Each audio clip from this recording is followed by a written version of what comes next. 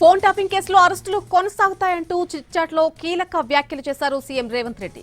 చట్ట ప్రకారమే phone tapping దర్యాప్తు జరుగుతోందని చెప్పారు. మరొక వైపు విద్యా విధానంలో కీలక మార్పులు తెస్తున్నామని అన్నారు తెలంగాణ ముఖ్యమంత్రి. ఇకపై 10th పరీక్షలు ఉండవని, నర్సరీ నుంచి 12వ తరగతి వరకు ఒకే విధానం ఉంటుందని అన్నారు.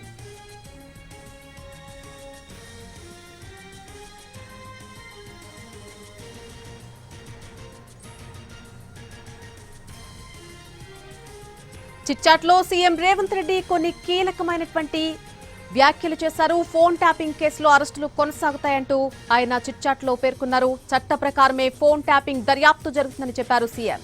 మరొక వైపు విద్యా విధానంలో కీలక మార్పులు తెస్తున్నట్టుగా చెప్పారు తెలంగాణ ముఖ్యమంత్రి. ఇకపై 10th పరీక్షలు ఉండవని, నర్సరీ నుంచి 12వ తరగతి వరకు ఒకే విధానం ఉంటుందని చెప్పారు.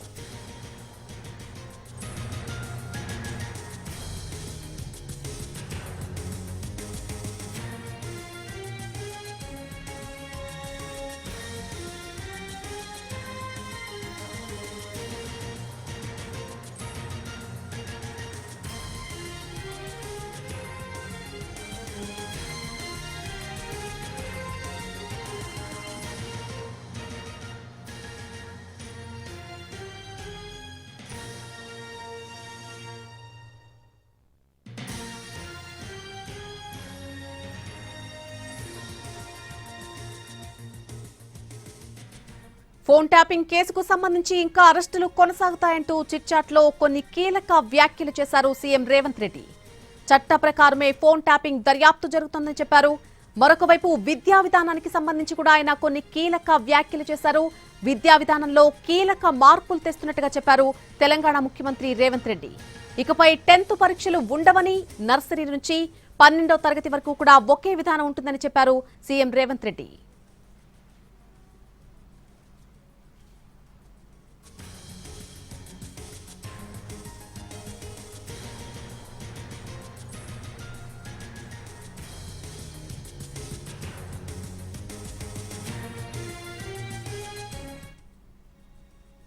సీఎం చిట్చాట్లో చేసిన వ్యాఖ్యలకు సంబంధించి పూర్తి అప్డేట్ మా ప్రతినిధి చారి ఫోన్ లైన్ లో అందిస్తారు. చారి, సీఎం రేవంత్ రెడ్డి సుమారు గంటన్నరకు పైగా మీడియాతో చిట్చాట్ చేశారు. ఈ సందర్భంగా రాష్ట్రంలో ప్రస్తుతం ఉన్నటువంటి అనేక అంశాల మీద ఆయన స్పందించారు. మొదట ఇవాళ బడ్జెట్ పెట్టారు కాబట్టి బడ్జెట్కి సంబంధించినటువంటి విషయాన్ని కనుక చూస్తే బీఆర్ఎస్ నేతలు చెవిలో పూలు పెట్టుకొని నిరసన వ్యక్తం చేశారు. ఆ నిరసనకు సంబంధించినటువంటి విషయం మీద ఆయన స్పందించారు.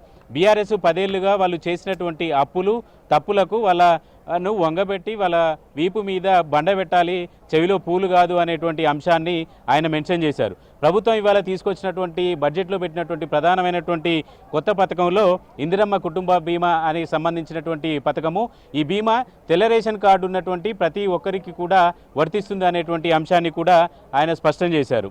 తెల్ల రేషన్ కార్డుదారులందరికీ కూడా ఈ వర్తింప చేయాలనేటువంటి ఆలోచన ప్రభుత్వం ఉన్నట్టు ఆయన స్పష్టం చేశారు. ఇక వచ్చే సంవత్సరం నుంచి తెలంగాణలో కొత్త విద్యా పాలసీ అమలు కాబోతుంది అనేటువంటి విషయాన్ని ఆయన స్పష్టం చేశారు. 10+2 అనేటువంటి విధానం అమలవుతుంది అనేటువంటి విషయాన్ని కూడా ఆయన స్పష్టం చేశారు. మూసీకి సంబంధించినటువంటి విషయంలో కూడా ఆయన స్పందించారు. మూసీ అనేది అనివార్యంగా మూసి ప్రక్షాళన పునరుజ్జీవం అనేది జరుగుతుంది, దానికి ఎవరు అడ్డుకున్నా కూడా ఆగేది లేదు అనేటువంటి విషయాన్ని చెప్తూనే అక్కడ నష్టపోతున్నటువంటి వాళ్లకు నష్టపరిహారం, ఇబ్బంది పడుతున్నటువంటి వాళ్లకు వాళ్ళ సమస్యలను పరిష్కరించాలనేటిదే ప్రధానమైనటువంటి ఆలోచన. మేము ప్రజలకు జవాబుదారీ, కానీ కేసీఆర్ కేటీఆర్లకు జవాబుదారీ కాబోము అనేటువంటి అంశాన్ని కూడా ఆయన స్పష్టం చేశారు. తెలంగాణ రాష్ట్రంలో ప్రస్తుతం పెండింగ్లో ఉన్నటువంటి, అంటే ప్రస్తుతం కంటిన్యూస్గా విచారణలో ఉన్నటువంటి ఫార్ములా ఈ రేసింగ్ కావచ్చు, ఫోన్ ట్యాపింగ్కు సంబంధించినటువంటి విషయం కావచ్చు, ఈ రెండింటి మీద కూడా ఆయన స్పందించారు. ఫార్ములా ఈ రేస్కు సంబంధించినటువంటి విషయంలో కేంద్ర ప్రభుత్వం నుంచి ఇటీవలనే అనుమతి వచ్చింది. ఆ అనుమతి వచ్చిన తర్వాత వెంటనే అరవింద్ కుమార్ని ఉద్యోగ బాధ్యతల నుంచి సస్పెండ్ చేశామనేటువంటి విషయాన్ని స్పష్టం చేశారు.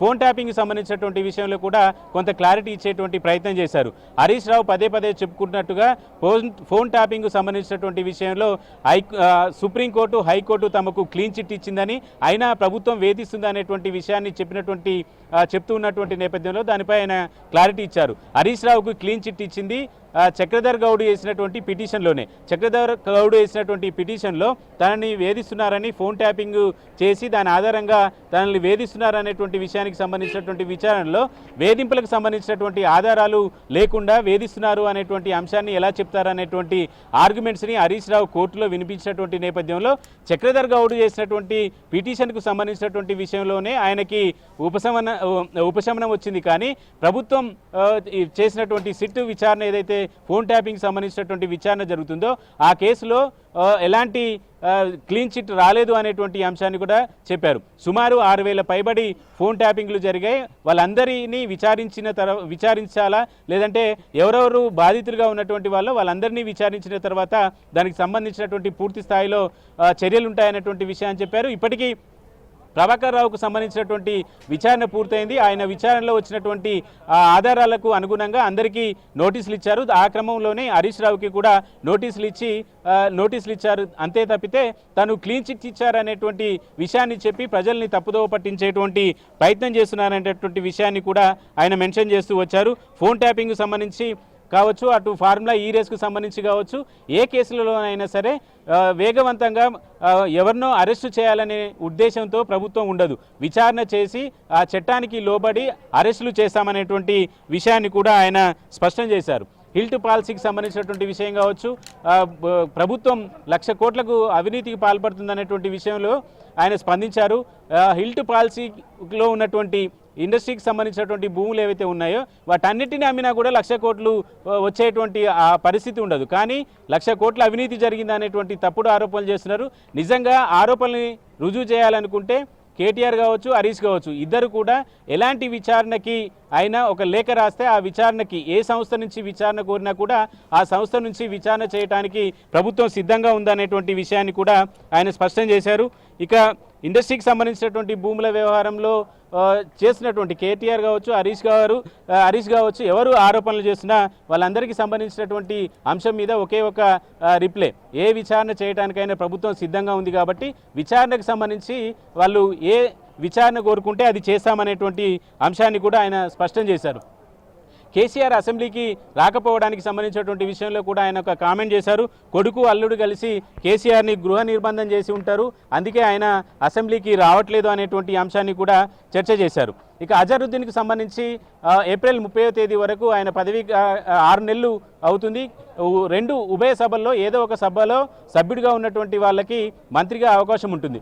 మంత్రిగా సభ్యుడిగా అవకాశం లేకపోయినా ప్రమాణ స్వీకారం చేసిన 6 నెలల్లో ఏదో ఒక సభలో సభ్యుడిగా ఉండాలి. కాబట్టి ఏప్రిల్ 30వ తేదీ వరకు అవకాశం ఉంది. కాబట్టి నిన్న సుప్రీంకోర్టు ఇచ్చినటువంటి ఆదేశాల మేరకు గవర్నర్కి తిరిగి ఇద్దరి పేర్లు, కోదండరాం అటు అజారుద్దీన్, ఇద్దరి పేర్లను కూడా ప్రపోజ్ చేస్తూ మళ్ళీ త్వరలోనే క్యాబినెట్ సమావేశం కాబోతుంది.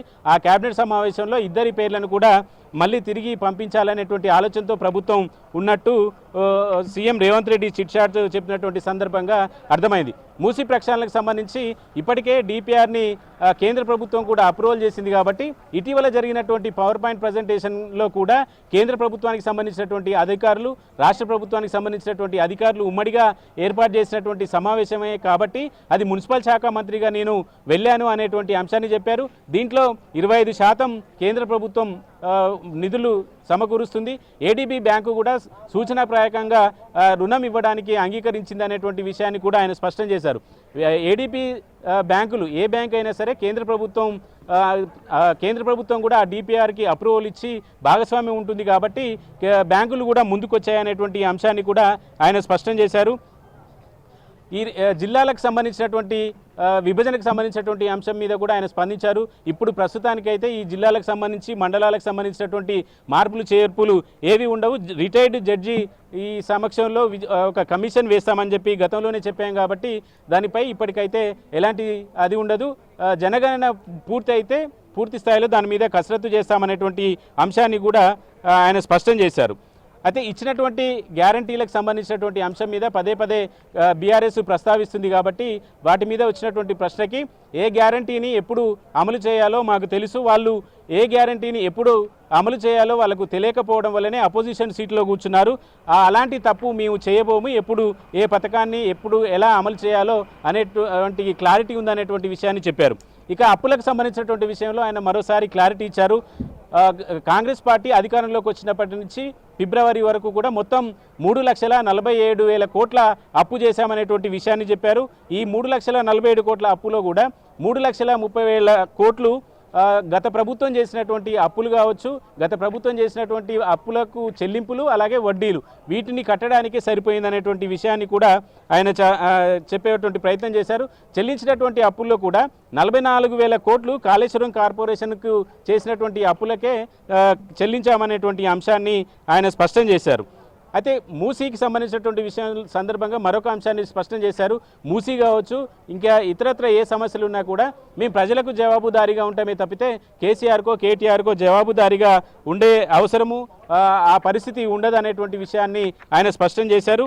ఇక ఢిల్లీకి సంబంధించినటువంటి టూర్లకు సంబంధించినటువంటి విషయంలో కూడా ఆయన రియాక్ట్ అయ్యారు. ఢిల్లీలో ముఖ్యమంత్రికి ఒక బంగ్లా ఇస్తుంది కేంద్ర ప్రభుత్వం, ఎందుకంటే రాష్ట్రానికి సంబంధించినటువంటి పనులు కావచ్చు, కేంద్రం నుంచి రావాల్సినటువంటి నిధులకు సంబంధించినటువంటి విషయం కావచ్చు, వీటన్నిటినీ సమన్వయం చేసుకోవడం కోసమే కేంద్ర ప్రభుత్వం ఢిల్లీలో ఒక బంగ్లాని కేటాయిస్తుంది తప్పితే ఊరికనే బంగ్లా కేటాయించేటువంటి పరిస్థితి ఉండదు కదా అనేటువంటి విషయాన్ని కూడా ఆయన స్పష్టం చేశారు. మూసీ పునరుజ్జీవనానికి సంబంధించి గాంధీ సరోవర్ ప్రాజెక్టు ఫేజ్ 1కు సంబంధించినటువంటి శంకుస్థాపనకు సంబంధించినటువంటి విషయంలో పబ్లిక్ హియరింగ్ జరుగుతుంది. ఎవరికైనా అనుమానాలు ఉన్నా, ఎవరైనా సలహాలు సూచనలు ఉన్నా వాటన్నిటినీ కూడా పబ్లిక్ డొమైన్లోనే పెట్టాం కాబట్టి వాళ్ళ నుంచి వచ్చినటువంటి అభిప్రాయాలన్నిటినీ తీసుకున్న తర్వాత స్పందిస్తామని చెప్పారు. వీటితో పాటు గాంధీ మనవడు కూడా గాంధీ విగ్రహం కోసము ప్రజల్ని ఇబ్బంది పెట్టొద్దు అనేటువంటి విషయాన్ని ఆయన ఇటీవల ఒక ప్రకటన చేసినటువంటి నేపథ్యంలో దాని మీద సీఎం రేవంత్ రెడ్డి స్పందించారు. గాంధీనే చెప్పారు, గాంధీ అనేటువంటి వ్యక్తి ఏ ఒక్కరి సొత్తు కాదు, ఆయనకు జాతి మొత్తానికి పిత కాబట్టి జాతి మనిషి, ఆయన గురించి గాంధీ చెప్పినటువంటి విషయాలు గాంధీ మనవడికి తెలియకపోవచ్చు, గాంధీ మనవడు కూడా బీఆర్ఎస్ ట్రాప్లో పడ్డాడేమో అనేటువంటి అంశాన్ని కూడా ఆయన మెన్షన్ చేశారు. ఇక బీఆర్ఎస్ బీజేపీకి సంబంధించినటువంటి విషయంలో కూడా సీఎం రేవంత్ రెడ్డి మాట్లాడారు. ఇటీవల ఫామ్ హౌస్లో జరిగినటువంటి డ్రగ్స్ కేసులో దొరికినటువంటి కేసులో పోలీసుల మీద కాల్పులు జరిగినటువంటి కేసులో కూడా ఇప్పటి వరకు కేంద్ర మంత్రులు ఎవరూ కూడా స్పందించలేదు. బీఆర్ఎస్ పార్టీకి సంబంధించినటువంటి నాయకుడి మీద జరిగినటువంటి ఫామ్ హౌస్ మీద జరిగినటువంటి దాడిలో కేసులు పెడితే బీఆర్ఎస్ నాయకుల కంటే ఎక్కువగా కూడా బీఆర్ఎస్ నాయకులు అందులో ఉన్నారు కాబట్టి వాళ్ళు యాక్షన్ తీసుకున్నారు. కానీ బీజేపీ నాయకులు ఎందుకు స్పందించలేదు అనేటువంటి అంశాన్ని కూడా ఆయన మెన్షన్ చేశారు. బీజేపీకి సంబంధించినటువంటి నాయకులు అసెంబ్లీలో మాట్లాడినటువంటి వ్యాఖ్యల మీద బండి సంజయ్ మాట్లాడారు తప్పితే డ్రగ్స్కు సంబంధించినటువంటి ఎపిసోడ్లో ఎందుకు బండి సంజయ్ కావచ్చు, బీజేపీ కావచ్చు స్పందించలేదు అనేటువంటి అంశాన్ని ఆయన మెన్షన్ చేశారు. పదే పదే తను చెప్తూ వస్తున్నారు, మళ్ళీ నేనే సీఎం అనేటువంటి అంశానికి సంబంధించి సిఎల్పి సమావేశం ఒక 5 ఏళ్లకు సంబంధించి సిఎల్పి నాయకుడు ఎంపిక జరుగుతుంది కాబట్టి మళ్ళీ నేనే సీఎం అని చెప్తున్నటువంటి నేపథ్యంలో ఆ అంశాన్ని కూడా ఆయన మెన్షన్ చేశారు. ఎవరైనా సరే ఎన్నికలకు అసెంబ్లీ ఎన్నికల తర్వాత సిఎల్పి సమావేశం ఏర్పాటు చేశారు. సిఎల్పి సమావేశంలోనే సిఎల్పి నాయకుడిని ఎన్నుకుంటారు. అది ఎవరికైనా ఇదే ప్రాసెస్ అనేటువంటి విషయాన్ని చెప్తూ వచ్చారు. కాంగ్రెస్ పార్టీలో ఎవరైనా ఏ పదవినైనా ఆశించవచ్చు, అలా అని చెప్పేసి కింది స్థాయిలో ఉన్నటువంటి వాళ్ళు జాతీయ స్థాయిలో కూడా ఎదిగినటువంటి అంశాలు ఉన్నాయనేటువంటి విషయాల్ని కూడా మెన్షన్ చేశారు. ఇక ఆఖరిగా జీవన్ రెడ్డికి సంబంధించినటువంటి విషయం మీద స్పందించారు. జీవన్ రెడ్డికి సంబంధించి party PCC chief Mahesh Goud అలాగే ఏఐసీసీ రాష్ట్ర వ్యవహారాల ఇన్ఛార్జి మీనాక్షి నటరాజన్ ఈ ఎపిసోడ్ని పర్యవేక్షిస్తున్నారనేటువంటి విషయాన్ని ఆయన స్పష్టం చేశారు. మొత్తం అటు బడ్జెట్కు సంబంధించినటువంటి విషయం, ఇటు రాష్ట్రంలో ప్రస్తుతం ఉన్నటువంటి అంశాలన్నిటి మీద కూడా ఆయన సుదీర్ఘంగా మీడియాతో చిట్చాట్ చేశారు.